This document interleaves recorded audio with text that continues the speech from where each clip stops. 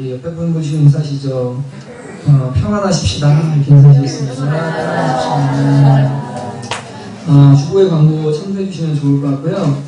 5월은 가정의 달입니다. 여러분 가족 간의 사랑을 위해서 많이 기도하고 섬기는 한 주 되셨으면 좋겠고, 다음 주에는 유초등부, 중고등부 그리고 선생님들 다 같이 이제 청년들 세대통합 예배로 드립니다. 유아 세례가 있고요. 세대 대상자의 부모님들은 토요일날 저랑 세례문답 교육을 잠시 받으셔야 되니까 그렇게 하시고 시간 맞춰서 참석해 주시면 좋겠습니다. 18일날 야외 예배랑 체육대회가 있습니다. 교회에서 예배 안 드리고요.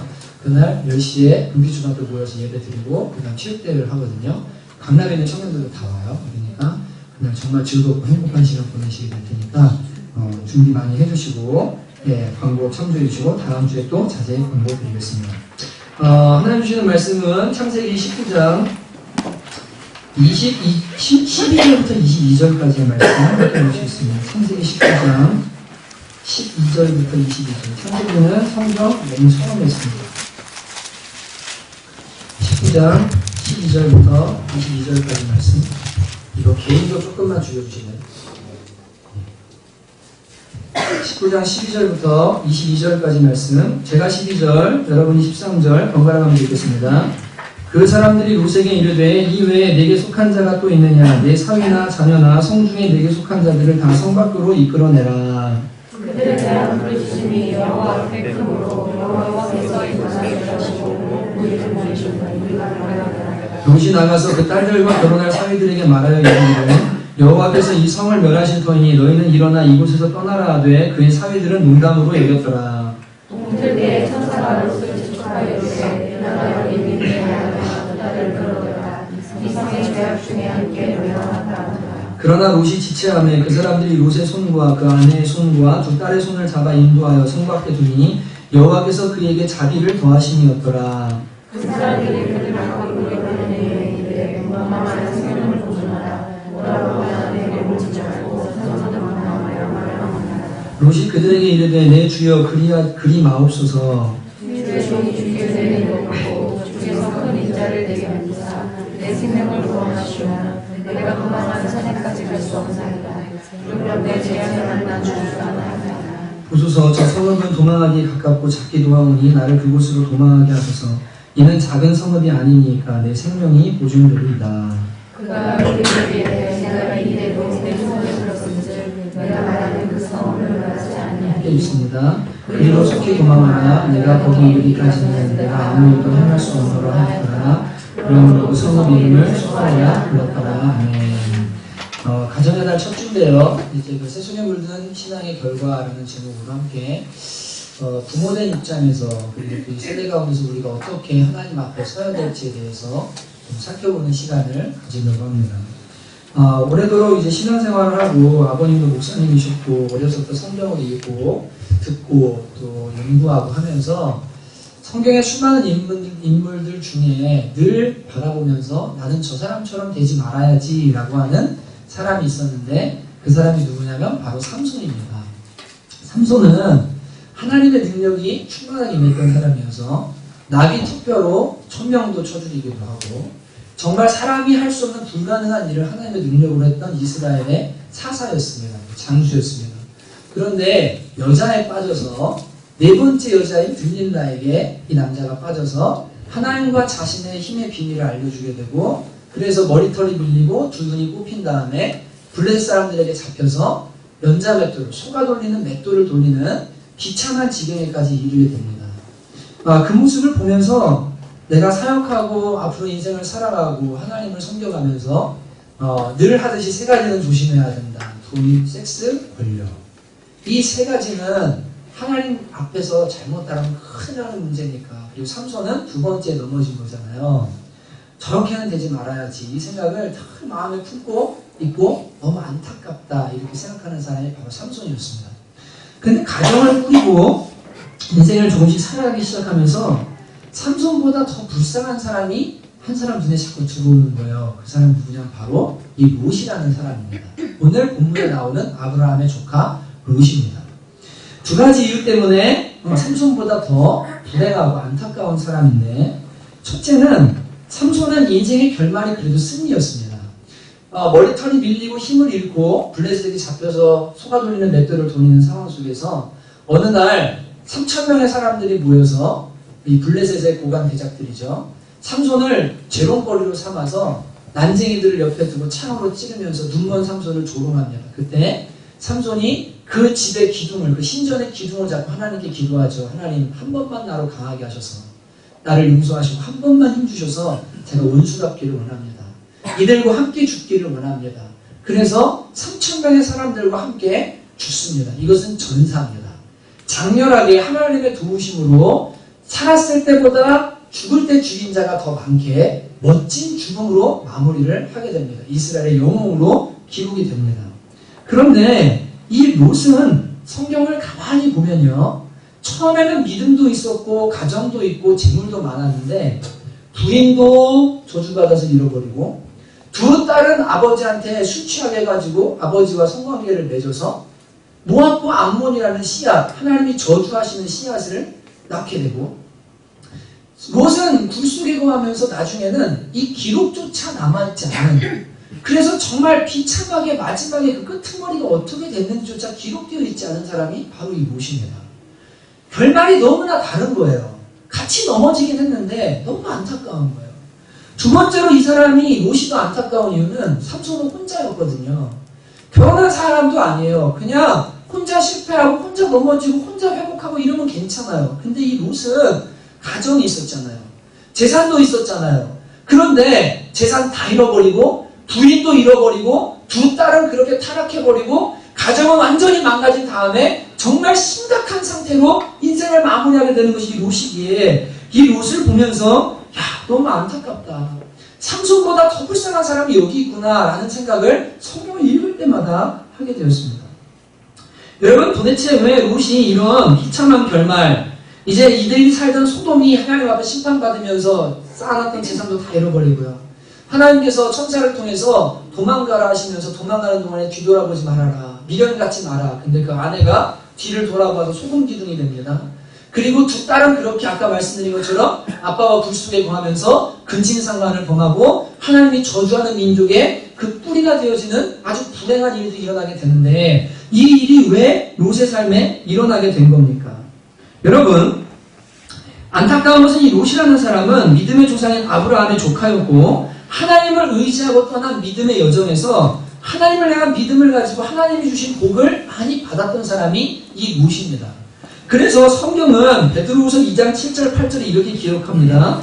무법한 자들의 음란한 행실로 말미암아 고통당하는 의로운 롯을 건지셨으니 이는 이 의인이 그들 중에 거하여 날마다 저 불법한 행실을 보고 들으므로 그 의로운 심령이 상함이라 라고 말씀하고 있습니다.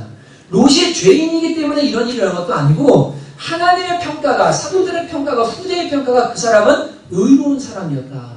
적어도 롯은 의로운 사람이 맞다. 그리고 이 의로운 사람이었는데 다른 사람의 불법을 보면서 마음이 상했다는 거예요. 저 사람 저렇게 죄지면 안 되는데, 저라면 안 되는데, 이건 하나님 안 기뻐하는데, 이런 분명한 기준이 있고 마음에 다른 사람의 불법 때문에 상함이 있을 정도로 하나님과 관계가 있는, 분명히 하나님을 아는 사람이었다고 기록하고 있는 겁니다. 근데 여러분, 왜 이런 결과를 맞이하게 된 겁니까? 비록 이 사람이 의인이었지만 이 롯이 믿음의 선택을 해야 되는 상황에서 믿음의 선택을 하지 않고 세속적인 가치관과 세속의 눈으로 선택한 결과가 결국 오늘 일어나는 이 비참한 결과를 맞이하게 된 것을 우리가 성경을 통해서 알게 됩니다. 아브라함과 롯이 믿음의 여정을 시작한 후에 하나님께서 장막생활, 텐트 생활을 하던 이들에게 엄청난 복을 주십니다. 두 가정이 다 거부가 돼요. 그래서 어느 날 함께 양 먹이고 소 먹일 장소가 부족한 거예요. 이스라엘 광야의 그 초원에서요. 얼마나 양떼가 많고 이 소떼가 많고 나귀가 많고 낙타가 많은지 서로 우물 때문에 싸움이 일어나고 그러니까 아브라함이 롯을 부릅니다. 야, 조카야, 우리가 이런 것 때문에 의상하지 말자. 네가 동편으로 가면 나는 좌편으로 가고 네가 좌로 가면 나는 우로 갈게. 우리 이제 갈라서야 될 때가 된 것 같다. 한 장방에는 못 있겠다. 그래서 갈라서게 되는데 그때 롯이 이런 결정을 합니다. 창세기 13장 9절 눈으로 보십시오. 내 앞에 온 땅이 있지 아니하냐. 나를 떠나가라. 내가 좌하면 나는 우하고 내가 우하면 나는 좌하리라. 10절. 이에 롯이 눈을 들어 요단 지역을 바라본즉 소알까지 온 땅에 물이 넉넉하니 여호와께서 소돔과 고모라를 멸하시기 전이었으므로 여호와의 동산 같고 애굽 땅과 같았더라. 그러므로 롯이 요단 온 지역을 택하고 동으로 옮기니 그들이 서로 떠난지라. 처음부터 소돔과 고모라라는 도시에 들어가 산 게 아니고 목축을 하는 사람이기 때문에 들을 봤는데 이 요단들을 가만히 보니까 소돔과 고모라 앞에 있는데요. 너무 보기 좋은 거예요. 에덴 동산처럼 좋은 거예요. 야, 저기 가면 부자 되겠다. 저기 가면 아이들도 잘 기를 수 있겠다. 야, 저기 가면 더 많은 재산을 불릴 수 있겠다. 빨리 저 땅을 차지해야 되겠다. 이런 마음으로 눈으로 보기에 좋은 그 땅을 선택을 했어요. 그리고 글로 갑니다. 근데 문제는 뭡니까? 이제 여기 살면서 그 도시에 있는 사람들과 뭐 하냐면 무역을 하겠죠. 거래를 하겠죠. 관계를 맺겠죠. 그러면서 12절에 아브라함은 가나안 땅에 거주하였고 롯은 그 지역의 도시들에 머무르며 그 장막을 옮겨 어디까지 가냐면 소돔까지 이르렀다고 기록하고 있습니다. 근데 문제는 뭡니까? 13절에 소돔 사람은 여호와 앞에 악하며 큰 죄인이었더라라고 말씀하고 있습니다. 처음에부터 이 악한 도시에 들어간 것이 아니고요. 들에 좋은 환경에 가서 재산 풀리고 여기서 더 잘 살 수 있고 더 좋은 일 겪을 수 있을 것 같으니까 들어갔어요. 사람들과 무역하다 보니까요. 도시에 화려함이 있어요. 가나안 땅을 돌아다니면서 살 때는 정착도 하지 못하고 아내도 꾸미지도 못하고 늘 딸들도 뭐하냐면 그냥 장막생활하고 양치고 하면서 늘 그렇게 비참하게 사는 것 같았는데 도시를 보니까 꾸미고 아름답고 거기에 화려함이 있고 편리함이 있고 그래서 그들이 죄악임에도 불구하고 죄인임에도 불구하고 뭐하냐면 도시로 결국 소돔 안까지 지금 이제 들어가게 됩니다. 여러분 우리 청년들을 보면 제가 안타까운 게 있는데요. 늘 청년들은 제발 눈으로 보고 선택 좀 하지 마세요. 믿음이 없어요. 근데 눈으로 볼 때 남자 여자가 소유가 넉넉하고요.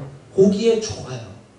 진짜 너무 아름다워요. 너무 괜찮은 사람 같아요. 저 사람과 살면 행복할 것 같아요. 근데 여러분 그 사람과 결혼했어요? 믿음이 없어요? 결과가 뭡니까? 롯이 이 도시에 살면서 의로운 심령이 매일매일 상하듯이 믿음 없는 사람과 살면서 매일같이 심령이 상하는 거예요. 매일 상처받는 거예요. 매일 가치가 다르서 힘든 거예요. 이런 삶을 안 살아야 되는데 이 롯이요. 눈에 보이는 것으로 지금 선택을 한 후에 거기에서 계속적으로 심령이 상하고 고통당하는 일이 있음에도 그 도시를 떠나지 않고 살 수밖에 없는 그런 환경 가운데로 지금 들어간 겁니다. 여러분 잠언 14장 13절에 보면 같이 한번 읽어보실까요? 시작. 웃을 때에도 마음에 슬픔이 있고 즐거움의 끝에도 근심이 있느니라. 이게 사람입니다. 웃고 즐겁고 그런 것 같은데 그 끄트머리에 항상 근심이 있어요. 여러분 인간이 육적인 필요가 채우는 것이 우선이어서 등 따숩고 배부르면 행복할 것 같죠. 그래서 내가 어떻게 하든 많이 벌어서 걱정하지 않고 먹고 살 만큼 되면 되게 좋을 것 같잖아요. 근데 사람이요. 등 따숩고 배부르다고 행복한 존재가 아닙니다. 왜냐하면 마음이라는 게 있거든요. 지정이라는 게 있어서 감정이 충족돼야 돼요. 지성이 충족돼야 돼요. 무언가 의지가 있기 때문에 이거를 할 수 있는 일이 없잖아요. 그러면 아무리 이 사람이 무의도식하고 이제는 재산이 쌓여서 내가 아무것도 안 하고 놀고 먹는 상황이 된다 할지라도 의지를 발현해서 뭘 일할 수 있는 환경이 없잖아요. 그래서 놀잖아요. 지겨워지기 시작해요. 불행해요. 여러분 내 누군가의 사랑을 받고 싶은데 이 사랑이 나를 다 채울 수가 없잖아요. 아무리 배부르고 아무리 등 따숩고 육적인 필요가 채워진 것 같아도 감정의 필요가 채워지지 않으면 사람은 또 불행해요. 그래서 사람은 언제나 만족감을 추구하고 나를 채우려고 하지만 끊임없이 불만족을 느끼면서 살아가는 것이 인간입니다. 더 많은 걸 벌고 더 많은 땅을 가지면 내가 행복할 것 같죠. 여러분 영어 단어에 토지라는 단어, acre라는 단어를 씁니다. 나오죠? 이런 단어거든요. 근데 이 앞에 A자랑 C자를 바꾸잖아요. 순서를 딱 바꾸면 어떻게 되냐면 cares가 되는데 근심, 염려예요. 어느 철학자가 한 이야기예요. 땅 많이 가져가라. 가질수록 근심만 드러난다. 부를 많이 가지면 가질수록 좋을 것 같죠? 근심만 잔뜩 늘어나고요. 행복한 순간은 삶의 정말 작은 순간. 만족하는 순간은 정말 작은 순간. 그것 때문에 근심하고 고통하는 것이 인간의 삶인 겁니다. 더 나아가서 인간에게는 영혼이 있기 때문에 인간 존재의 심연인 영혼의 만족이 없으면 아무리 마음이 가득 찬 것 같고 부가 있고 무언가 다 가득 찬 것 같아도 진정한 행복을 누릴 수가 없는 거예요. 여러분 아이들을 가만히 보면 제 아무리 좋은 장난감을 사줘도 몇 개월을 못 넘깁니다. 놀다가 지겨워요. 내가 돈이 많아서 이것도 해볼 수 있고 저것도 해볼 수 있고 이 세상에 재밌는 거 다 해볼 수 있다고 해도 다 지겹습니다. 그래서 진정한 만족은 영혼의 만족, 하나님 주시는 마음의 만족, 이거 없이는요 진짜 만족을 누릴 수가 없거든요. 프랑스에 그 루이 15세가 친애하는 것이었던 친구죠. 마담 드 퐁파두이르라는 사람이 있어요. 여러분이 아는 보바르 여인이라는 사람입니다. 이 프랑스의 지성이자 파리에서 이 여자가 권력과 돈으로 살 수 없는 것은 없었고 무엇이든 할 수 있는 사람이 이 여자였어요. 엄청난 여자였습니다. 이 여자가 자기 인생 말년에 자서전에 이런 글을 써요.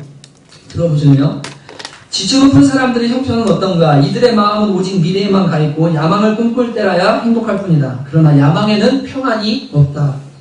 나는 항상 우울하다. 때로는 그 이유도 모르겠다. 왕의 호의와 신하들의 존경, 집안 하인들의 환대와 애정, 많은 친구들의 우정을 누리는 내가 행복해야 마땅하지만 더 이상 이런 것들은 나를 행복하게 하지 못한다. 전에 나를 기쁘게 했던 것들이 이제 더 이상 나의 주의를 끌지 못한다. 파리에 있는 집을 으리으리하게 꾸며도 보았지만 그것도 딱 이틀밖에 가지 못했다. 벨뷰에 있는 거처는 참 매력적인 곳이다. 하지만 유독 나 혼자만 이곳을 견디지 못한다.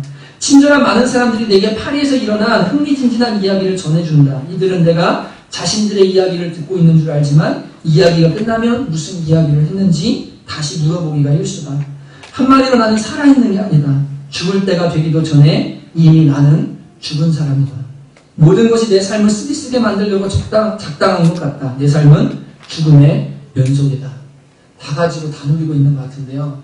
재밌는 얘기를 들어도 한 귀로 듣고 한 귀로 빠져나가. 무슨 얘기했지? 즐거움이 안 되는 거예요.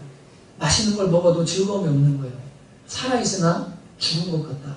이게 모든 것을 가진 사람의 고백입니다. 근데 안타까운 것은 무엇이 이 삶을 추구하기 시작한 거예요. 소돔과 고모라를 바라보면서 저기 들어가면 행복할 것 같다. 저기 들어가면 좋을 것 같다. 저기 들어가면 애들 교육 잘 될 것 같아. 아이들이 잘 나갈 것 같아. 행복할 것 같다.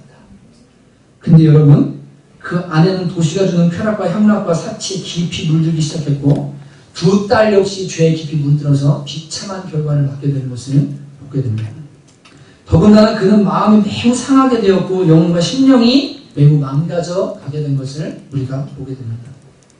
더 안타까운 것은 이 롯이 점점 가족들은 죄악 가운데로 빠져가요. 그 도시의 삶을 살면서 그 죄악된 삶을 살면서 계속 안 좋은 영향력을 받으면서 마음 상하는 것은 고사하고 이 사람에게 두 가지 영적인 심각한 위험이 이제 다가오기 시작합니다. 영적 상태가요. 여러분 쇠를 막 달궈가지고 공기 중에 하나 딱 내놓잖아요. 그러면 자연스럽게 금방 식습니다. 그죠? 그리고 거기다가 물 한 바가지를 딱 뿌리면 어떻게 되죠? 그냥 완전히 식어버립니다. 이게 우리의 믿음과 똑같아요. 우리가 믿음이 아무리 뜨거운 것 같고 아무리 충만한 것 같아도 세상 속에서 그냥 살기만 해도 뭐하냐면 슬슬슬슬 믿음이 식어요.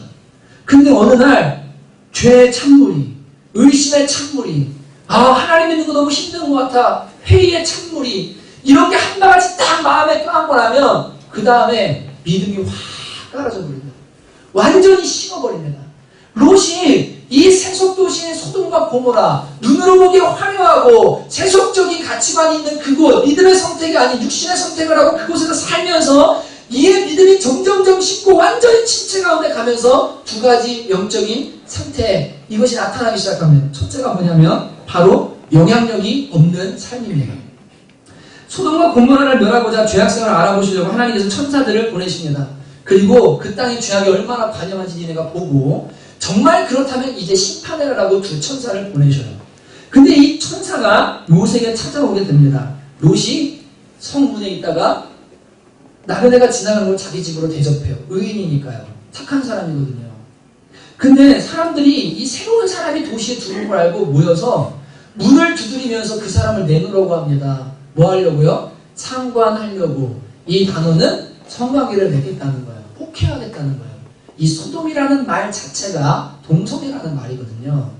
완전히 이 성적 죄악이 완전 타락한 이 도시에 천사 둘이 갔는데 이 마을 사람들이 모여서 롯의 집을 막 부실 정도로 두드리면서 이 사람 새로운 사람 내놓으라고. 롯이 뭐라고 하냐면 우리 두 딸 아직 결혼은 안 했고 정혼만 했는 약혼한 딸이 있는데 얘네들 줄 테니까 마음대로 이상 건드리지 말라고. 기준도 어디도 사라져버렸어. 제정신이 아니에요. 지금 심각해요. 근데 이때 하나님께서 사람의 모습으로 아브라함에게 먼저 오셔서 두 천사를 소돔으로 보내고 19장에 보면 18장에 보면 이 아브라함에게 하나님 그러십니다. 내가 하려는 일을 알려주지 않겠냐. 소돔과 고모라가 멸망당할 거다. 그러자 롯이 생각났어요. 아브라함이. 그래서 하나님께 기도해. 하나님 의인 50명이 있으면 그 성 멸하지 않으실 수 있습니까? 그래 50명만 내가 안 멸할게. 45명은요. 45명도 괜찮아. 30명은요. 30명도 괜찮아. 하나님 정말 죄송한데 20명은 어떨까요? 20명만 있어도 내가 멸하지 않을게. 그럼 10명만 있으면요. 10명 있어도 멸하지 않을게. 내가 진짜다. 10명만 의인이 있으면 소돔과 고모라 내가 멸하지 않겠다. 왜요? 진짜 영향력 있는 의인 10명만 있으면요. 하나님 안 멸하신다는 거예요. 근데 아브라함이 생각했겠죠. 롯. 그래 아내 있지. 두 딸 있지. 사위 받다 그랬지. 6명. 재산이 많은 집에 종들 부리고 아니니까 최소한 10명은 될 거야. 10명은 될 거야 하고 생각을 했는데요. 천사가 가서 보니까요. 두 딸도 사위도 그리고 아내도 하나님 보시는 의인이 아니에요. 롯 하나만 의인이고 자기 하나 신앙 지키느라 급급해가지고요. 다른 사람을 하나님의 사람으로 하나님 아는 사람으로 만들지 못하는 전혀 영향력이 전무한 삶을 살았습니다. 그것이 어떻게 나타납니까? 사위를 부릅니다. 그리고 오늘 나오죠. 천사가 이렇게 말합니다. 여러분 보실래요? 19장에 12절 그 사람들이 롯에게 이르되 너에게 속한 자가 아니라 내 사위나 자녀나 성중에 내게 속한 자 다 성 밖으로 이끌어내라. 그들에 대한 부르짖음이 여호와 앞에 크므로 여호와께서 이곳을 멸하려고 우리를 보내셨느니 우리가 멸하리라. 그래서 14절에 롯이 사위들을 불러요. 그리고 나가서 그들에게 말합니다. 야 여호와께서 이 성을 멸하셨더니 너희는 일어나 이곳에서 떠나라 라고 지금 심각하게 이야기를 했는데 사위들이 뭘로 여겼냐고 말합니까? 농담으로 여겼답니다. 여러분 만약 이 지금 제정신이 아닌 것 같다면 어떻게 말해야 되냐면 장인어른 돈 많이 버시고 할 일 없어서 성문에 맨날 앉아 계시다가 이상한 소문을 들으셨는지 아니면 이상한 환상을 보셨는지 정신 나가셨어요? 노망 드셨어요? 지금 왜 그러세요? 날이 지금 멀쩡한데 무슨 불비가 내려서 이 도시를 멸해요. 정신 차리세요. 이럴지 몰라요. 근데 심각한 건 사위들이 뭘로 받는 농담으로 받은 거예요. 평소에 우리 추측할 때 얼마나 말에 권위가 없고 얼마나 쓸데없는 말을 많이 하고 사위들이 보기에도 그 삶이 비록 그는 신령은 의인일지 모르지만 무게가 없는 거예요. 여러분 장인어른이 사위를 불러서 야 이래 지금 이렇게 해라 라고 하면 대부분의 사람들은 그대로 움직일 겁니다. 사위들이 장인어른이 하는 말인데도 지금 심판을 하신다고 하나님 엄청난 말인데도 뭐라고 하냐면 너무 커서 앙당한 거 둘째치고 아유 농담하지 마세요. 지금 장난하세요? 또 장난치시나봐. 이런 반응이 지금 사위에게 일어나는 거예요. 여러분 롯이 평소에 죄를 죄라고 그리고 하나님을 경외하는 삶을 살고 정말로 무게 있는 삶을 살았다면 그래서 그의 말이 진실로 힘이 있었다면 사위들을 불러서 하나님이 심판하신다. 내가 섬긴 하나님이 지금 이 성을 멸하신다고 한다면 이들이 최소한의 영향력을 받았을 겁니다. 농담으로 여기고 불 가운데 죽어버리고 맙니다. 여러분 마을 사람은 어떻습니까? 다 둘러싸고 롯에게 온 두 사람을 내놓으라고 합니다. 근데 가만히 보십시오. 아무도 롯이 이 죄악을 행하지 말라고 말할 때 편드는 사람이 없어요. 막아서는 사람이 없어요. 그것이 악이라고 생각하고 롯의 가치관과 같은 가치관을 가지고 이건 안 된다고 말하는 사람이 이 성경에 한 명도 기록이 안 되어 있어요. 예수님은 가난한 여인이 와서 사람들이 돌로 치려고 할 때 바닥에다 쓰십니다. 그리고 뭐라고 하세요? 한마디 하십니다. 죄 없는 자가 먼저 치라. 양심의 가책을 받은 사람들이 돌아갑니다. 롯의 집을 에워싸고 지금 엄청난 악을 행하려고 하는데 이건 죄야 라고 말하는데 이들이요 듣지를 않아요. 아무도 이것에 동조하는 사람이 없어요.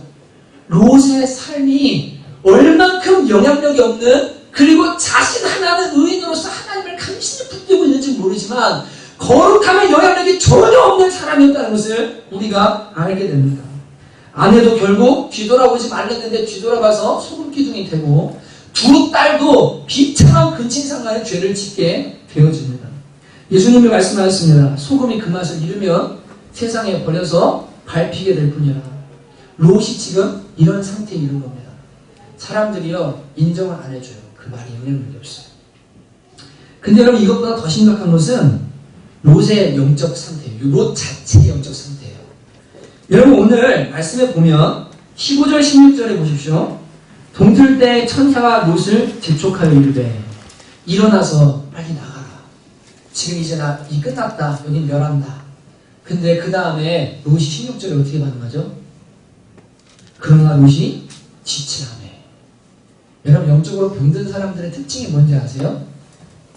미적거리는 거예요. 지체하는 거예요.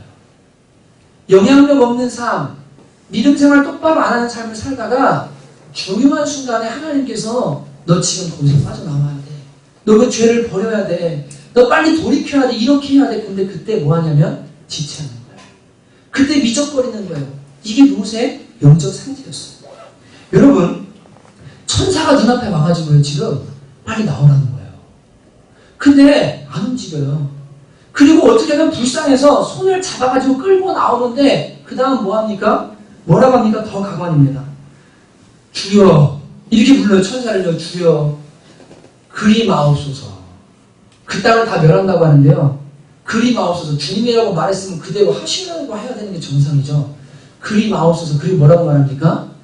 도시 화려한 그 산 포기가 안 돼요. 저쪽에는 수알이라는 성, 작은 성 아닙니까? 저것만 남겨주시네요. 제가 산에 가서 살다 보면 무슨 재앙을 만날지 모르니까 저 도시에 들어가 살게 해주십시오. 그러니까 천사가 불쌍해서 빨리 얘네를 빼주는 아브라함 때문에 그래 내가 이번에도 너희 얘기를 듣겠다. 거기 가서 있어라. 그리고 너가 거기 들어갈 때까지는 내가 이 소돔과 고모라를 멸하지 않겠다. 라고 하시면 아침에 해서 그 성에 들어가자 그제야 소돔과 고모라를 멸하는 모습을 보게 됩니다. 이게 롯의 영적 상태였습니다. 천사는 재촉하는데 롯은 지체합니다. 안 되니까 두 딸과 아내 손을 잡아서 성 밖으로 끌어내는데도 이 사람의 생각은 자신이 살던 도시와 그 화려함과 예전 삶에 계속 뭐하냐면 마음을 쏟고 있는 거예요. 여러분 심각하게 세속에 물들어 있는 사람들의 영적 상태의 두 번째 특징이 뭐냐면 바로 미적거리는 태도입니다. 세상으로부터 도망쳐야 할 때 도망치지 않고 미적거립니다. 죄로부터 도망쳐야 할 때 도망치지 않고 미적거립니다. 그리스도를 위해서 움직여야 할 때 움직이지 않고 지체합니다. 여러분 이것이 바로 병들어 있는 롯의 상태였습니다. 그리고 이런 신앙의 태도는 결국 비참한 결과를 맞게 됩니다. 고린도서 3장 15절에 이렇게 말씀하거든요. 같이 한번 읽어보실래요? 시작. 누구든지 그 공적에 불타면 해를 받으리니 그러나 자신은 구원을 받되 불 가운데서 받은 것 같으리라. 여러분 정말 화재가 일어났는데 거기서 재산은 다 타고요. 몸만 간신히 빠져나온 사람이잖아요. 그게 지금 롯이거든요. 구원은 받되 이렇게 받는다는 거예요. 마지막 날 자기가 사랑하고 쌓아왔던 모든 공적들이 다 하나님 앞에서는 무예요. 아무 의미가 없어요. 다 불타서 없어져요. 이 세상은 다 언제가 없어지니까요. 자기만 구원받는데 간신히 그것도 영혼만 구원받은 것처럼 되어진 이 결과, 이게 롯의 삶의 결과인 겁니다. 여러분 어떻게 믿음도 있었어요. 또 아브라함의 조카예요. 그리고 하나님이 복 주신 사람이에요. 이러던 사람이 이런 결과까지 갈 수 있을까? 야 너무 안타깝다. 근데 여러분 이게 많은 그리스도인들의 모습과 똑같습니다. 저는 그냥 이런 생각해보면요. 롯이 왜 술 마시고 딸들과 근친상간하게 됐을까? 재산 다 잃어버렸죠. 아내는 죽었죠. 그 다음 뭐예요? 할 게 뭐 있어요? 굴속에 살면서 무서워서 매일 술 마시겠죠. 사다가 그러면서 뭐예요? 매일 술 취하겠죠. 딸이 술 사다 주고 우리 시를 전해야 되니까 아버지랑 동침하자. 그것도 못 느낄 정도로 곤드레 만들어 돼서 성경 기록에 이 사람의 결말이 어떻게 됐다라고 나오지도 않는 인생, 이게 롯의 비참한 결과인 겁니다. 근데 이것이 많은 그리스도인의 삶과 매우 유사합니다. 여러분 세상은 소돔과 고모라만큼 악해져가고 있습니다. 우리뿐 아니라 우리 자녀들은 이런 세상 속에 살면서 그 문화와 죄악 속에 깊숙이 물들어가고 있습니다. 사고방식이 세상의 것들로 채워져 가고 있고 교육이라는 미명 안에 조직적으로 하나님을 반하고 죄를 정당화하고 그리고 죄를 상품화하는 일에 잠자는 시간 빼놓고 인터넷과 모든 것을 통해서 계속적으로 그것을 흡수하면서 살아가고 있습니다. 하나님의 심판의 때가 점점 다가오고 있습니다. 그래서 하나님을 알고 의인이라는 이름을 가진 그리스도인들이 어떻게 살아야 되냐면 참된 영적 사고방식을 가지고서 이 세상을 살아가는 시간과 재정과 나의 인생과 모든 것을 하나님 앞에 분별하면서 하나님이 원하시는 삶을 살고 하나님을 신실하게 증거하고 거룩한 삶을 살고 정결한 삶을 살고 그리고 뭐예요? 항상 깨어서 기도하면서 세월호 사건처럼 우리도 언젠가 그런 사건 당할지 언제 하나님 앞에 갈지 모르기 때문에 늘 깨어서 기도하고 거룩함으로 준비하는 삶을 살아야 함에도 마땅한데 여러분 어떻게 살아가냐면 이렇게 사는 거죠. 세상에 깊이 물들다 보니까요. 거룩함은 잃어버린 지 오래입니다. 죄와 세상과 타협합니다. 타협하면 유익이 옵니다. 그리고 이 유익들로 인해서 만족하면서 뭐하냐면 죄를 정당화하고 이 정도는 괜찮다고 생각하면서 자기도 모르게 소돔이 처음에는 들에 있다가 도시와 거래하다가 나중에 도시 속에 들어가서 죄 가운데 살면서 상처받는 것처럼 한 걸음 한 걸음 죄를 향해서 계속 타협하면서 나가는 거예요. 자기 영혼은 그래도 안전한 줄 알지만 신앙은 전진하면 침몰합니다. 하나님은 그런 그리스도인들을 향해서 천사들을 보내고 사역자들을 보내서 계속 재촉하십니다. 여러분 이런 롯과 같은 그리스도인들에게 주님께서 계속 재촉하시거든요. 너 돌이키라고 돌아오라고 그렇게 하면 죽는다고 심판받는다고 큰일 난다고. 근데 여러분 이런 롯과 같은 삶을 유지하는 그리스도인들이 너무나 많아요. 이 사람은 어떤 사람이 이런 사람들이에요. 하나님 알아요. 그런데 뭐하냐면 아는 것만큼 신청이 없어요. 신앙이 답보 상태예요. 늘 미적거려요. 기도해야죠. 나가야죠. 뭐 해야죠. 늘 하나님을 알기는 알고 하나님 살아계신 것도 아는데 항상 미적거려요. 그리고 영향력 없는 삶을 살아요. 여러분 이들은 예수님을 사랑합니다. 그래서 때로는 설교도 듣고 은혜도 받고 마음의 감동도 받습니다. 그러나 무언가 매우 만족스럽지 않은 삶의 모습이 항상 있어요. 그건 이런 겁니다. 잘하는 것 같아요. 가만 보면. 그러다 어느 날 목회자와 성숙한 성도가 보기에 생각지 않은 일에 넘어지기 시작해요. 갑자기 무너져버려요. 저 사람 저럴 사람이 아닌데 저 사람 저럴 사람이 아닌데 그냥 그 뒤에 병들어 있던 것이 한순간에 무너져버리고 마는 거예요. 그래서 사람들을 매우 실망시키는 그러한 행위를 반복적으로 저지릅니다. 죄를 결연하게 끊고 미적거리지 않고 전진하는 삶이 아니라 그 죄 속에서 계속 머뭇거리고 그 안에 있다가 결국 의문에 걸려서 넘어지고 마는 것이 이런 그리스도인, 롯과 같은 그리스도인들인 거예요. 예수님도 사랑해요. 그런데 안타까운 건 뭡니까? 그분을 위해 하는 일은 거의 없습니다. 주님을 분명히 사랑하는데 항상 머뭇거려요. 내가 헌신해야 되고 십자가를 져야 될 일이 있어도 미적거립니다. 나아가지 않습니다. 여러분 마귀도 미워하지만 마귀에게 사로잡혀서 마귀를 돕습니다. 싸워야 될 영적 전쟁이 있다는 걸 아는데 싸우지 않습니다. 달려야 될 경주가 있는데 달릴 생각을 하지 않고 그 자리에 머물러 있는 거예요. 계속 미적거리는 거예요. 이것이 모세 신앙이었어요. 왜냐면 이런 사람들이 이렇게 말하죠. 거룩? 그게 밥 먹여주냐? 거룩을 좋아하고 거룩한 그리스도인의 간증 듣는 건 좋아하면서 거룩한 수준 높은 그리스도인들을 보면 저건 특별한 사람들이 하는 일이고 우리는 그렇게 살 수 없어. 그리고 타협합니다. 사람들로부터 편협한 소리를 들을까봐 노심초사하면서 진리를 위해 싸우지도 않습니다. 자기를 희생하거나 십자가를 지는 일을 하지 않고 항상 미적거립니다. 이들은 세상과 보조를 맞춥니다. 세상과의 관계를 위해서 그럴듯한 변명을 지어내고 세상 속에 깊숙이 빠져서 타협하며 살아가면서 롯과 같은 삶을 계속해서 살아갑니다. 어쩔 때는 소통적인 설교를 듣잖아요. 어떤 강의를 듣잖아요. 와 좋다고 그래요. 막 반응이 일어나요. 그런데 아침 이슬처럼 그 마음이 금방 사라져버리고 말아요. 또 머뭇거려요. 또 순종하지 않아요. 또 행하지 않아요. 이게 롯의 신앙이에요. 천사는 재촉하고 빨리 가라 그러는데 이거 쳐다보고 저거 쳐다보다 머뭇머뭇하는 신앙. 이게 롯의 신앙입니다.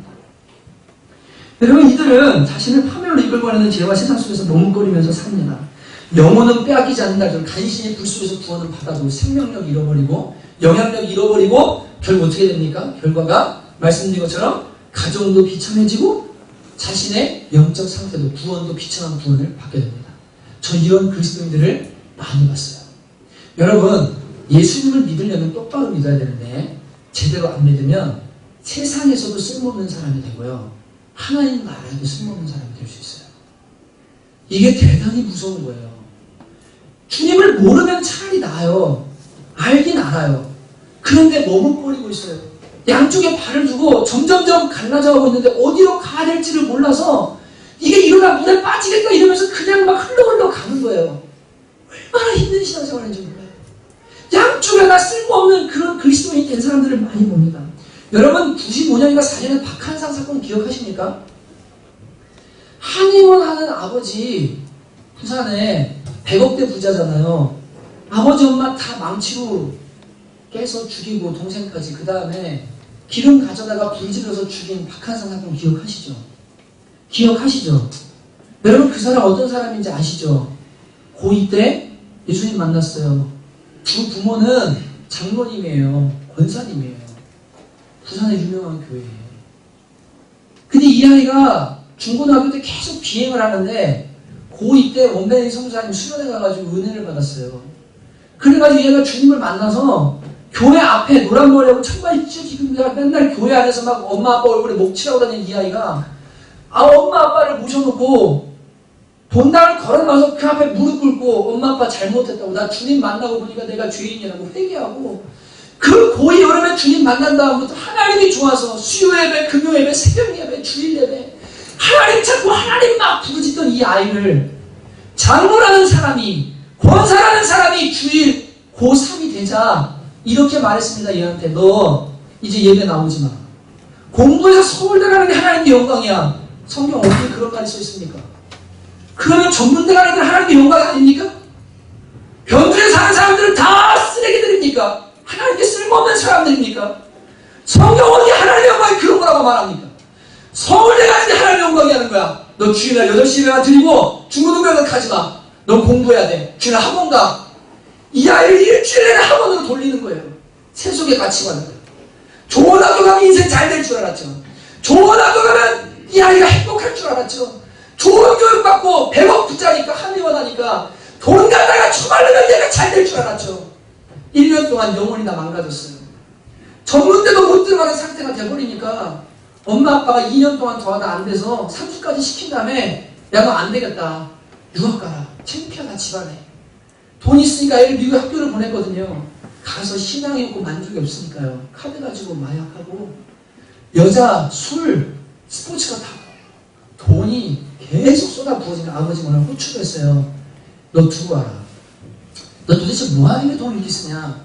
불러놓고 그날 밤에 이 아이를 막 혼냈습니다. 근데 이 아이가 계단을 내려오는데 사단이 그동안 영혼 잃어버리고 사단에게 사로잡혔던 그 영혼 있잖아요. 음성 듣기 시작해요. 정말이에요. 그 친구의 간증이에요. 사형당했어요. 지금 없어요 이 세상에. 들리는데 야 망치 가지고 올라가서 다 죽여버려. 그리고 다 네 재산만 되면 되잖아. 망치 찾아서 자고 있는 엄마 아빠 다 동생까지 온 다음에 기름으로 불 질러가지고 다 태워버렸어요. 실제입니다. 여러분과 제가 가정의 달인데 애들 돈으로 뭐 해준다고요? 좋은 교육시키면 애들 괜찮을 거라고요?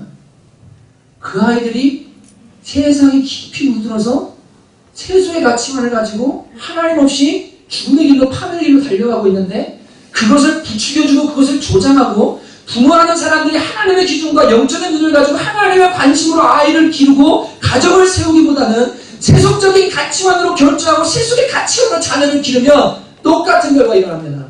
애들 신앙 보장 못하고 이 가정이 믿음 안에서 복된 가정이 되기는커녕 나중에 다 망가져서요. 신앙 다 잃어버리고요. 같이 예배드리는 것조차 힘든 가정 될 수도 있어요. 잘 생각하셔야 돼요. 여러분 가정의 달에 무슨 애들 선물 사주고 초콜릿 사주고 장난감 사주고 내가 할 돈이 다 한 게 그게 아니에요. 여러분 정말 하나님이 원하시는 가정을 세우기를 원하고 나의 자녀들이 이 세속에 물들지 않고 살기를 원한다면 저와 여러분이 로컬 같은 신앙에서 먼저 돌이켜야 될 줄로 믿습니다. 이 일이 먼저 우리에게 있어야 돼요. 우리가 바른 믿음의 사람들이 돼야 돼요. 그래야 자녀들은 그 모습을 보면서 환난이 와도 하나님께 기도하시는구나. 없어도 타협하지 않는구나. 죄를 두려워하는구나. 어떤 상황에든 그리스도를 증거하는구나. 저것이 믿음의 삶이구나. 가만 보니 저게 복이구나. 그것을 배우는 아이들이 되는 거예요. 근데 롯처럼 본인이 기준을 잃어버리고요. 세속에 물들어 살잖아요. 그리고 가족을 끌고 소돔으로. 죄 가운데 죄 가운데 결국은 이런 상태까지 이르게 되는 겁니다.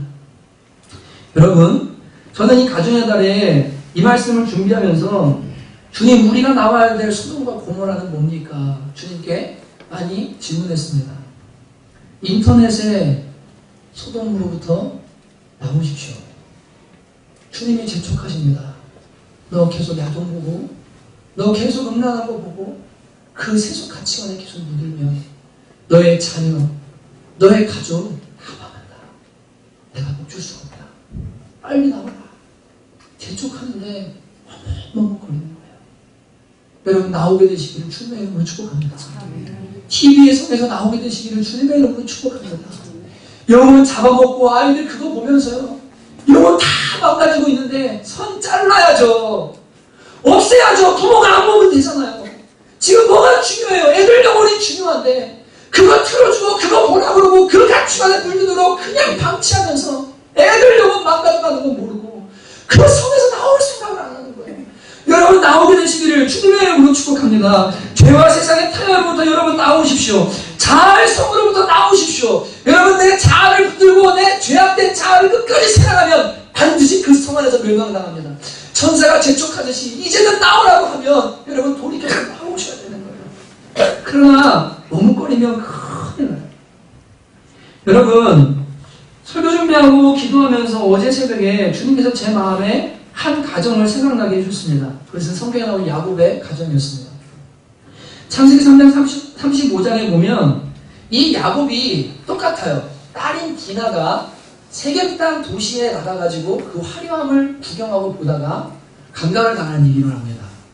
오빠들이 화가 나가지고 할례받으라고 그 족속에게 3일째 되는 날 칼을 들고 들어서 세겜 족속을 다 죽여버립니다. 그러니까 주변에 있는 부족들이 일어나가지고 이 가정을 이제 멸해버리려고 작당을 하고 이제 달려오게 되거든요. 그때 하나님께서 야곱에게 나타나세요. 그리고 이렇게 말씀하세요. 하나님 야곱에게 이르시되 베델로 올라가서 거기 거주하며 내가 내 형 에서의 낯을 피하여 도망하던 때에 내게 나타났던 하나님께 거기서 제단을 쌓으라 하거라.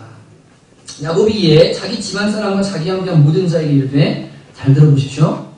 너희 중에 있는 이방 신상을 버리고 자신을 정결하게 하고 너희들의 의복을 바꾸어 입으라. 우리가 베델로 올라가자. 환난 날에 내게 응답하시며 나의 가정에서 나와 함께 하신 하나님께 내가 거기서 제단을 쌓으려 하노라 한지라. 야곱이 하나님을 믿는 사람이었는데 부자가 되고 세상에 깊이 물들고 큰 환난이 다가옵니다. 근데 자기는 몰랐어요. 하나의 음성 듣고 가만 보니까 가족들이요, 우상을 섬기고 있는 거예요. 근데 이것이 여기 뭐라고 그래요? 이방 신상들. 실제로 신상 있잖아요. 드라빔이라고 말하는 그거를 섬긴 거예요. 집안에서요. 종들이 그걸 섬긴 거예요. 가족들이 한 거예요. 가장인 이 야곱이요, 관리를 안 한 거예요. 자기도 소중에 물들어 있거든요. 그게 죄인지 잘못인지 몰라요. 그러니까 야곱이 하나님 앞에, 야, 지금 이거부터 바로 잡아야 되겠다. 이방신상 다 가져와라. 그래서 어떻게 합니까? 4절. 그들이 손에 있는 모든 이방신상들과 자기 귀에 있는 귀고리들을 야곱에게 주는지라. 이거 이방민족이 하고 있는 그 신성이라는 표시거든요. 그래서 귀 뚫지 말라고 하고 또 뭐 하냐면 너희들 이거 머리 이렇게 깎지 말아라 말합니다. 애국처럼 하지 말라고, 이방족속 따르지 말라고, 레위기 출애굽기 나오잖아요. 그거 다 따라하고 있는 거예요. 전부 뺏어 가져오라고. 이게 금이든 돈이 되는 거는 상관없다. 우리 영혼 살아야 된다. 우리가 영적으로 안 살면 하나님의 저주가 큰일 난다. 심판가 난다. 우리 끝난다. 다 가져와. 그래서 그 비싼 신상과 금고리와 귀고리 다 어떻게 해요? 상수나무에다 묻어버리고 그 다음 어디로 갑니까? 하나님께 제단을 쌓으러 베델로 올라갑니다. 그렇게 하자 9절에 여러분 이렇게 말합니다. 야곱이 바단 아람에서 돌아오매 하나님이 다시 야곱에게 나타나사 그에게 복을 주시고 라고 기록되어 있습니다. 정결하게 하고 하나님 앞에 가정을 다시 세우기 시작하자 하나님이 이 가정에 다시 나타나셔서 야곱에게 약속을 확인시켜 주시고, 내가 너한테 약속한 하고 싶은 그 일 있지, 내가 반드시 이루어줄게. 그리고 뭐 하세요? 그에게 복을 주셨다라고 말하고 있습니다. 여러분, 저는 이 가정의 달에 여러분과 제가 사랑하며 섬기며 무언가 어떤 걸 하는 것도 참 중요하지만, 여러분, 우리 자녀를 내가 축복해도 하나님이 축복 안 하면 이 자녀는 복된 자녀 안 됩니다. 세상의 방식으로 살아가는 자녀인 거예요. 먼저 우리가 해야 될 것은 우리의 가정 안에 있는 우상들 있죠. 이방 신상들 있죠. 세속에 물들어 있는 것들 있죠. 이거 다 뭐 하냐면 상수리 나무에 묻은 십자가 앞에 묻어야 됩니다. 그거를 찾고 발견하고 하나님 기뻐하지 않는 그 모든 것들을 다 가져다가 십자가에 묻어야 돼요. 그리고 뭐예요? 무너진 제단을 다시 쌓아야 돼요. 그 제단이 무엇인지 몰라요. 기도의 제단인지 예배의 제단인지 혹은 어떤 헌신의 제단인지 가정 예배의 제단인지 모르지만 그 무너진 단을 다시 쌓기로 결정하고 처음 행위로 돌아가는, 하나님을 사랑하는 것을 행위로 가정에서부터 뭐합니까? 다시 잡아가는 이 일을 회복해야 됩니다. 그때 가정에 하나님이 진정한 축복을 부어줄 줄로 믿어요. 여러분, 그래서 오늘 우리가 찬양하고 기도하면서 여러분 야곱의 가정 되기 원하십니까? 아니면 모세 가정 되기 원하십니까? 예수님 믿어도 한때는 시간이 뜨거웠는데요, 점점점 뒤로 갈수록 이름도 없어져요. 정말로 이 가문이 믿음으로 자녀들이 하나님 안에 복받고 믿음으로 더 하나님의 헌신하고 아름다워지고 막 정말 멋진 인생으로 가는 것이 아니라 갈수록 이 가정은 무언가 문제가 있어요. 여러분, 이런 가정 되기를 원하시지 않으면 하나님 손에 붙들려서 자녀들도 하나님의 사람들, 하나님이 쓰는 사람들, 무슨 모양으로 주님이 사용하는 사람들, 그래서 시간이 지날수록 거듭할수록 복된 인생 살기를 원하십니까? 여러분, 어떤 가정 되기를 원하십니까? 정말 야곱의 가정처럼 되길 원한다면 우리도 실수할 수 있고 때로는 우상을 섬길 수 있습니다. 때로는 세속에 물들 수 있습니다. 그러나 하나님께서 말씀하실 때 뭐예요? 아까 여러분 진짜 찬양하셨죠? 주님 말씀하시면 내가 나가겠습니다. 주님 멈추라고 하면 제가 멈추겠습니다. 주님 버리라고 하시면 제가 버리겠습니다. 주님 내려놓으라고 하시면 제가 내려놓겠습니다. 이런 마음으로 주님을 따르기로 먼저 우리를 바로 세우는 거예요. 그러면 그 안에 반드시 하나님의 복이 임하게 될 줄로 믿습니다. 잃어버린 하나님의 축복을 찾게 될 줄로 믿습니다. 여러분, 이제 우리 기도하고 찬양하고 기도할 텐데 이 땅의 황무함을 보셔서 이 찬양 함께 부를 때 말씀드렸죠. 행복은 등 따시고 배불러서 오는 것도 아니에요. 또 내가 돈 많아서 놀고 먹으면 행복할 것 같아. 그것도 아니에요. 사랑받고 사랑하면 행복할 것 같아. 그것도 아니에요. 사람은 영적 존재이기 때문에 성령께서 우리 영혼을 살려주시고 우리 안에 진정한 부흥을 주셔야만 그때 어떤 상황과 환경에서도 만족하며 행복해 할 수 있고, 육신의 눈이 아니라 영의 눈으로 모든 것을 결정하면서 영적인 삶을 살아가게 됩니다. 주님, 이 시간 저에게 성령을 임하셔서 저를 살려주시고 우리 가정을 살려주시고 우리를 회복시켜주시기 원합니다. 이런 마음으로 여러분, 이 땅이라고 하지만 우리의 가정을 특히 기억하고 내 영혼을 기억하면서 함께 우리 찬양하며 나가도록 하겠습니다. 함께 찬양하십니다. 이 땅의 황무함을 보셔서 우리의 가정을 바라보면서 찬양하십니다. 이 땅의 황무함을 보소서. 하늘의 하나님, 그 눈을 베푸시는 주여, 우리의 죄가 용서하소서. 이 땅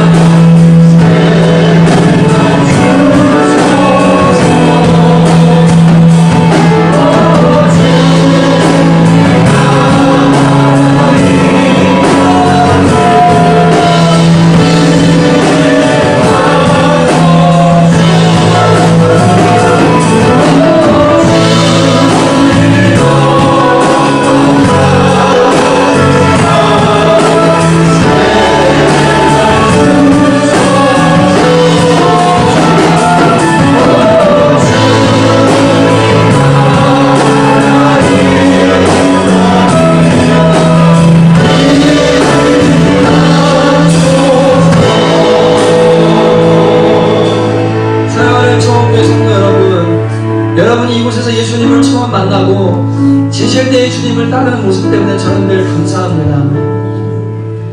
여러분, 그렇지만 우리의 믿음을 위해서도 기도해야 될 뿐 아니라 우리의 남편들, 가장된 사람들을 위해서 우리가 간절히 기도해야 되고 우리의 자녀들을 위해서 기도해야 됩니다. 여러분, 세상은 점점 소돔과 고모라와 같이 극한 악을 향해 달려갑니다. 나뿐 아니라 우리의 자녀들도 우리 가족이 로세 가정처럼 될 수 있다는 것을 기억하면서 하나님, 저를 깨워주십시오. 제가 육신의 눈으로 판단하며 그런 기준을 가진 사람이 아니라 믿음의 눈을 가지고 결정하고 믿음의 눈으로 판단하며 믿음의 눈으로 분별할 수 있는 사람 되기를 원합니다. 주님, 저를 깨워주십시오. 주님, 저를 깨워주십시오. 세상과 타협하지 않게 하시고 무엇이 영원한 것이고 중요한 것인지 생각할 수 있게 도와주십시오. 다시 한번 이 시간에 우리 자신을 먼저 깨워주시고 우리 남편과 자녀들을 깨워달라고 함께 기도하시겠습니다. 기도하시고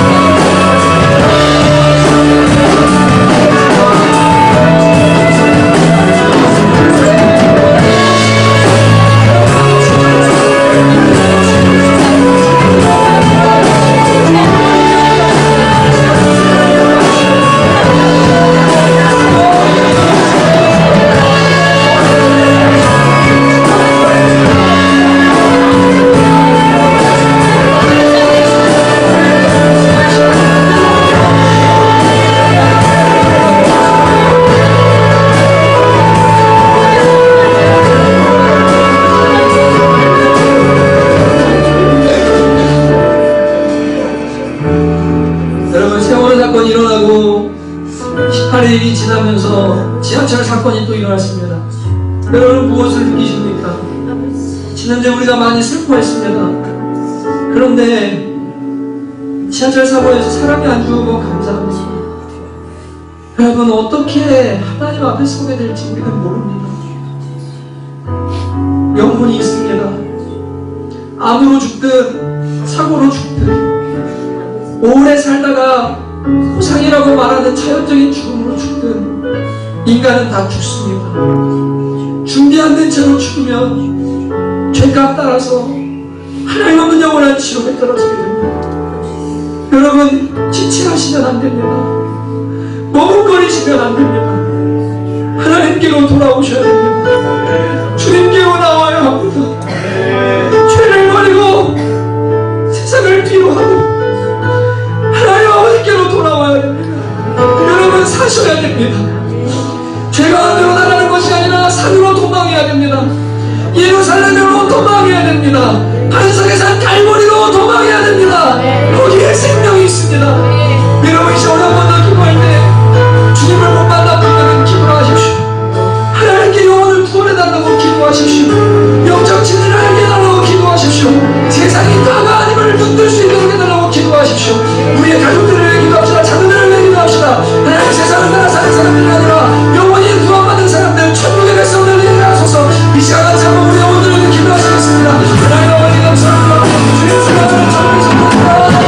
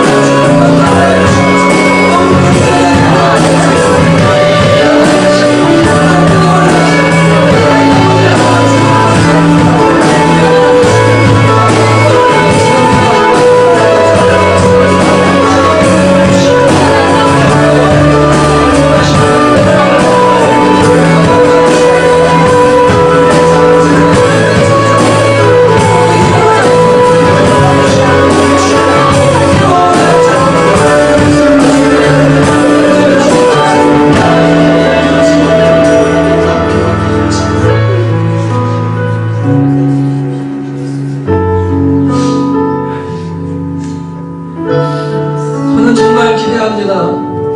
목회하면서 이 땅에서는 고생하셨지만, 그래서 가나안으로 돌아가셨지만, 천국에서 나를 기다리고 계시고 하나님 앞에서 상급받으시며 가족들 올라오기를 기다리고 계신 아버지 만날 날 전 기다립니다.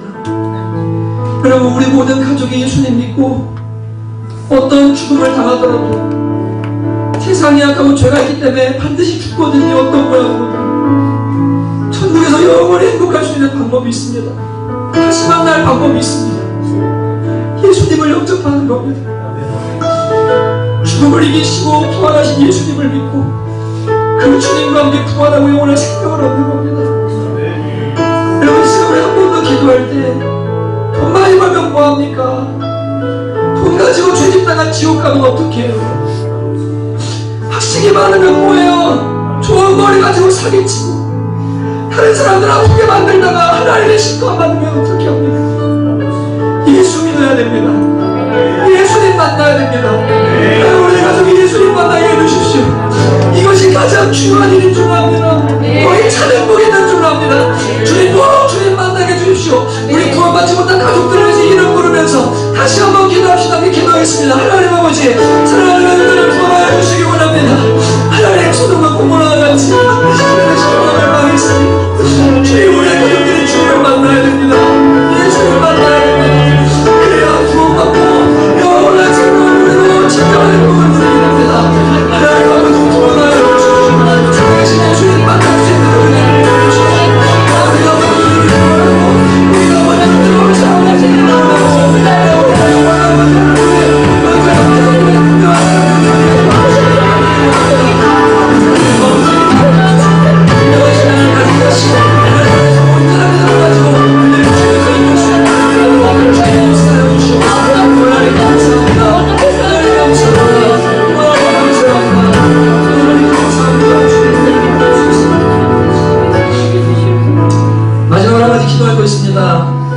회개하십시다. 머뭇거리는 태도를 회개하십시다. 세상과 하나님 사이에서 머뭇하고 죄와 의 사이에서 그리고 진리 사이에서 머뭇거리는 그 태도들을 회개하십시다. 여러분과 제가 부모로서 그렇게 살면 자녀들도 망가집니다. 내 영혼도 망가집니다. 여러분, 하나님 편에 서셔야 됩니다. 진리의 편에 서야 됩니다. 확실한 믿음을 가지고 살아가야 됩니다. 주님, 제가 이것도 저것도 다 머뭇머뭇하면서 주님 무너져 있는 삶을 이 시간 회개하기 원합니다. 여러분, 이 시간 우리의 가정에 우상 숭배하고 있는 거, 신상과 같이 있는 거, 그것이 우리의 영혼을 족먹고 가족들의 영혼을 황폐화시키고 망가뜨리고 있는 그 어떤 것, 주님, 제가 이제는 십자가 앞에 완전히 묻어버리기를 원합니다. 주님, 은혜를 내려주시고 발견하게 해주십시오. 이 가정의 나는 이 부분을 바로 세울 수 있도록 은혜를 내려주십시오. 같이 한번 회개하면서 주님의 도우심을 받고 기도하시겠습니다. 기도합니다. 하나님 그렇습니다.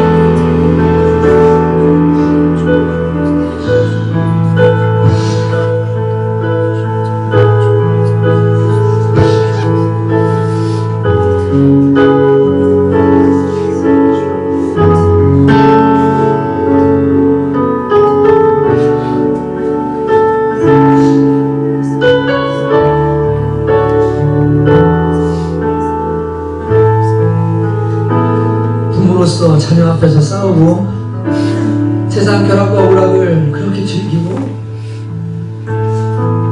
영혼 망가주는 줄 모르고 그거 사랑하고 그의 죄의 기준을 잃어버리고 자기 딸을 그 강간범들에게 내어주는 이 롯처럼 아무렇지 않게 자녀들을 내어준 죄를 회개하십시오. 세상 문화와 가치관 속에 잡아먹으라고 우리 자녀들을 그렇게 방치하고 내주었던 그 잘못들을 회개하십시오. 하나님, 주님이 주신 자녀들인데 거룩하고 정결하게 키워서 하나님의 자녀로 삼으라고 주셨는데 하나님, 제가 정말로 잘못했습니다.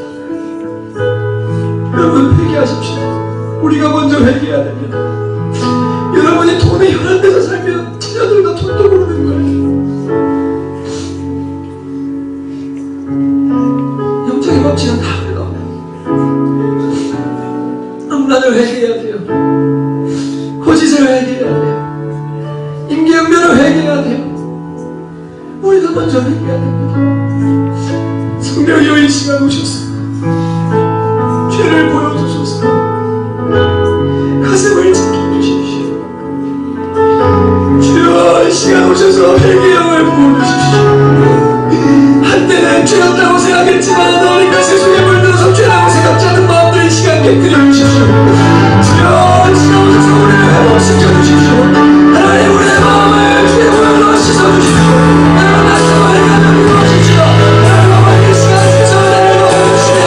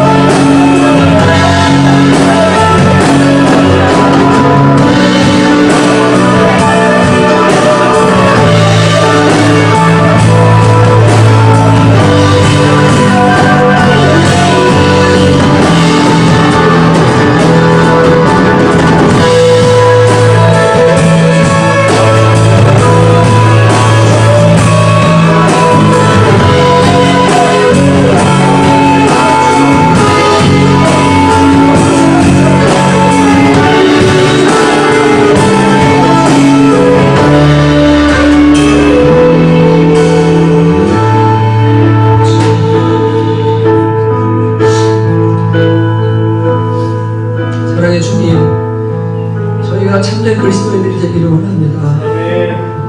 세상의 것을 누리는 것도 하나님의 진리 안에서 할 수 있는 사람들이 되게 해주시고, 세상의 기준을 따르는 사람들이 아니라 하나님 말씀하시면 하고 안 해도 안 하고 주님이 말씀하시는 기준을 따라 사는 사람들 될 수 있도록 은혜를 내려주시옵소서.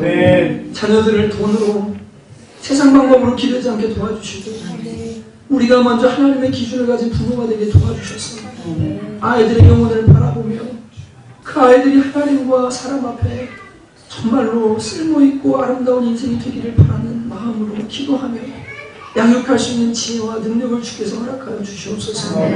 각 가정마다 무너져 있는 담들이 있습니다. 바로 세우기 원합니다. 주님이 재정을 붓기 원하시면 우리가 재정의 통로가 하나가 되어야 되는 줄 압니다. 주님, 하나님 기뻐하지 않는 곳에 사용하는 우상들을 다 내려놓게 하소서. 하나님의 통제를 받게 하소서. 주님, 우리의 열정과 에너지가 주님의 통제를 받게 하소서. 우리의 시간이 주님의 통제를 받게 하소서.